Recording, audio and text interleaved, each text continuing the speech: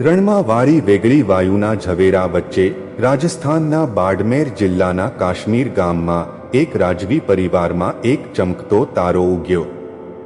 વિક્રમ સંવત 1409ની ભાદરવા સુધી બેના દિવસે રાજા આજમલજી અને રાણી મેના દેવીના ઘરે એક કુંવારો આવ્યો, જેનું નામ પડ્યું રામદેવ.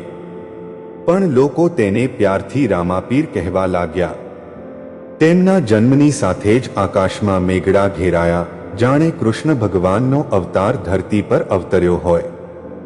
નાનપણથી જ રામાપીરમાં અલૌકિક શક્તિના સંકેતો દેખાતા.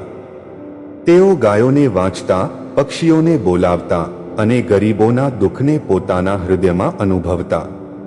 એક દિવસ ગામમાં એક વૃદ્ધ રબારી માણસ, દલીલબાઈના પતિ લાચા ગુજરા, અનેક વર્ષોની મહેનત પછી પણ બચતના દાણા બચાવીને રાખેલા હતા. તેમનું સ્વપ્ન હતું કે તેમના પુત્ર પુત્રીઓ માટે એક મજબૂત ભવિષ્ય બને.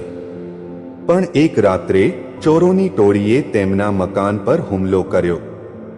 લાચા ગુજરા વૃદ્ધ હતા, તેઓ લડી શક્યા નહીં.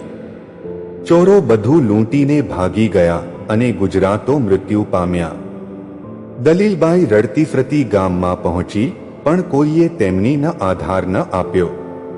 અમે તો નીચ જાતિના છીએ, તેઓ કહેતા, આપણે કોણ સાંભળશે? ગામના ઉચ્ચ વર્ગના લોકો તેમને અવગણતા, કારણ કે તે સમયે જાતિના ભેદભાવે દરેકને બંધેલા હતા.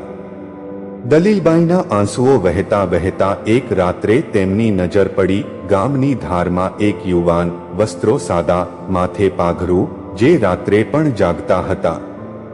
તે હતા રામાપીર.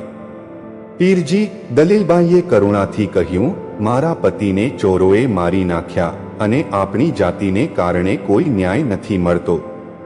મારા બાળકો ભૂખ્યા છે. રામાપીરે તેમના આંસુ પર્યું.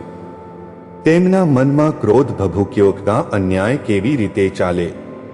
તેમણે દલીલબાઈને કહ્યું, માતા, ચિંતા ન કરો, હું તમારા સાથે આવું. પણ દલીલબાઈએ કહ્યું, પીરજી, તમે તો રાજકુમાર છો, આ ગંદા કામમાં કેવી રીતે? રામાપીરે હસીને કહ્યું, જાતિના બંધનોને હું તોડીશ. ચાલો.